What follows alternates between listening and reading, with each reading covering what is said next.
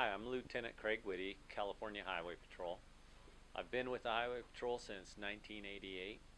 I've worked a variety of assignments from up in the San Francisco Bay Area down to Los Angeles.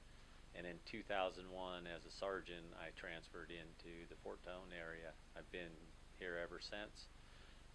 In 2010, I had the good fortune of promoting to area commander, lieutenant position here in the Fort Tejon area. And I've had a great time. I've had a great staff of people to work with, great community support. Most importantly, the allied agencies that we work with, not just government agencies, but the tow companies, the community, everybody has been very supportive of here. I think my legacy as a commander is the Relay for Life team that we put together in honor of Officer Jim Beal, who lost his life to cancer. We've been one of the founding teams out there, probably the largest number of participants every year. And this year, with the support of several sponsors, Tejon Ranch, SIVO, Towing, we were able to raise $6,000 for our team. That's the kind of support that the Highway Patrol gets from this community, and it's great to see. The other legacy I think that I really am proud of is all the support that we've had for our annual Tips for Chips event. This last year we raised $35,500 that go to the Widows and Orphans Trust Fund. And out of this small office, we pretty much run this. We get some help from some adjoining areas, but the guys and gals that work in this office put the thing together. They wait tables.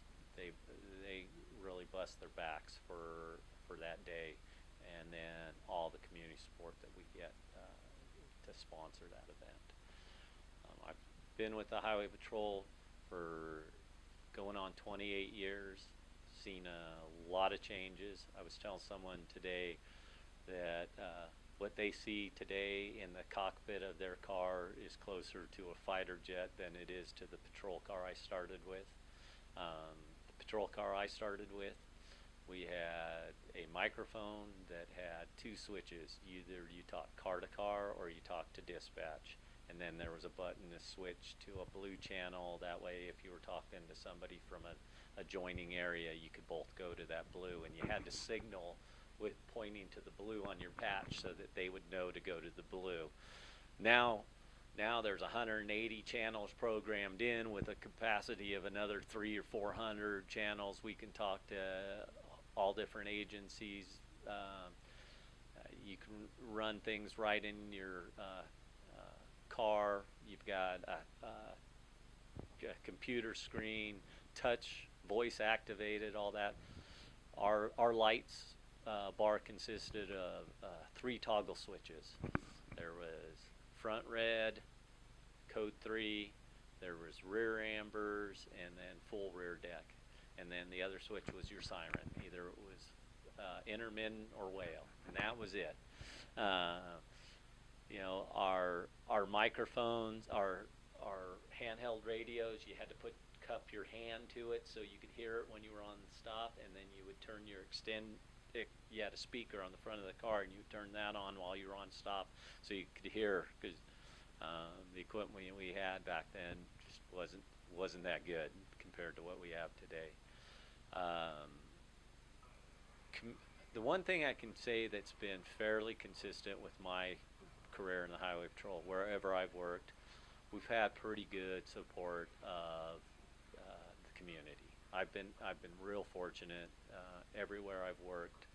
I can remember the floods in the 90s up in Tracy, and the old dairy and farming families would see us sitting out there working fixed posts for hours on end, and by about the second day they were delivering lunches and dinners to our people that were on fixed posts. Up here, same thing. If we're out at something, I've been on stops. I've been out by myself, and I've had people stop just to make sure you're okay. So, I think that's kind of one of the lucky things with the highway patrol is we're able to provide a community service that a lot of times the people want, and so we're able to do these things like the every 15 minutes or the sober graduation, and the public knows that our intentions are to to to help their kids make it through their graduation. Um, so that's always been the best part of the highway patrol for me. When I worked in Tracy, I knew almost all the shop owners. I just stopped by to say hi, because whenever I had a hit and run accident, I knew every body shop in town. Hey, is there a red car that you've come in? Oh yeah, I got it in back here. You develop those relationships, and it becomes a two-way street. So I think I've been lucky that way. I grew up in a family. My dad was a highway patrolman. My uncle was a highway patrolman. My other uncle was a Richmond police officer, and they all understood even back then that support of the community was very important, and they taught that to me. I was fortunate.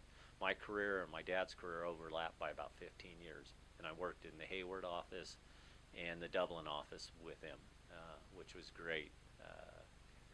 And then, he encouraged me before I came on to get my education and open the doors to promotions. And I've been fortunate enough to promote to sergeant and lieutenant. And then once I became a commander here, I'd found the golden opportunity, and really didn't want to move anywhere else. Now it's retirement time.